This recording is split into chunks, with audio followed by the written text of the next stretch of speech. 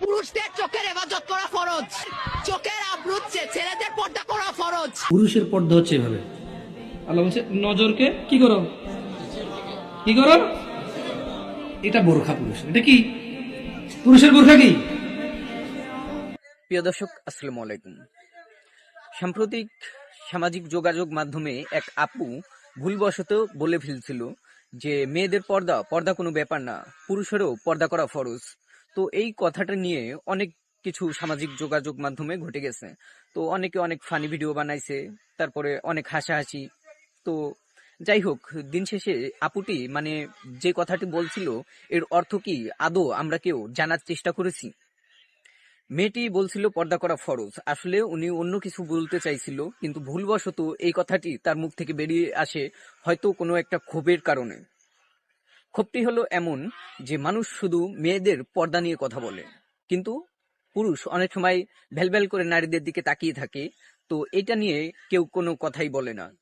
তো আমাদের আসলে এই কথাটা একটু যদি যাচাই করে দেখি আমরা, তাহলে বুঝতে পারি যে ওই আপুটি যে কথাটা বলছিল তা হলো যে নারীরা তো পর্দা করে, প্লাস পুরুষ নারীদের দিকে তাকিয়ে থাকবে না, তাদের দৃষ্টিকে নিম্নগামী করে রাখবে, এটাই ছিল তার কথা। কিন্তু সে রাগের বশে বা উত্তেজিতর কারণে হুট করে এই কথাটি বলে ফেলে যে পুরুষেরও পর্দা করা ফরজ। আসলে সে যেটা বুঝাইতে চাইছিল আমাদের ওই দিকে মনোযোগ দেওয়া উচিত। তাই হাসি ঠাট্টা না করে আমরা সবসময় চেষ্টা করব যে ইসলামিক দৃষ্টিভঙ্গি অনুযায়ী যে কতটুকু আমরা এগোতে পারলাম। তো ওই আপুর এই একটি কথা নিয়ে আপনারা এত ফানি ভিডিও বানাইছেন, কিন্তু কখনো কি এভাবে ভেবে দেখছেন যে ওই আপুটা কেন এই কথা বললো আপনাদেরকে? আপনাদের তো লজ্জা হওয়া উচিত ছিল যে একজন মেয়ে মানুষ কোন সময় এই কথাটি বলে। তো এখন মুসলিম নারীরা এরা তো পর্দা করে, তাই না? এখন যদি আপনি বলেন যে একজন অবিশ্বাসী নারী যে হচ্ছে পর্দা করে না, অবিশ্বাসীরা তো সাধারণত পর্দা করে না, সর্বোচ্চ মাথায় কাপড় দেয় এতটুকুই, তো এটাও এক ধরনের পর্দার ভিতরেই পড়ে, আওতায়। কিন্তু অনেক নারীরা আছে তারা চুল ছেড়ে দিয়ে পর্দা না করে, অবিশ্বাসী যারা, তারা রাস্তা দিয়ে হেঁটে যাচ্ছে। এখন আপনি পুরুষ মানুষ, আপনি কি তার দিকে ভ্যালভ্যাল করে তাকিয়ে থাকবেন? এটা কি ইসলামে যায়?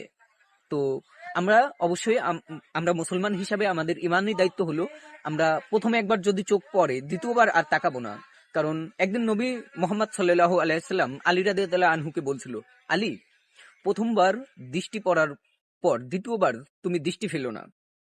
কারণ যখন তুমি প্রথমবার কারো দিকে চোখ পড়ে তোমার, এটা হচ্ছে ক্ষমার যোগ্য, কিন্তু দ্বিতীয়বার যখন কারো দিকে তোমার চোখ পড়ে, এটা ক্ষমার যোগ্য না। এজন্য আমাদের সবসময় উচিত যে দৃষ্টিকে নিম্নগামী করা। যখন রাস্তা দিয়ে একটা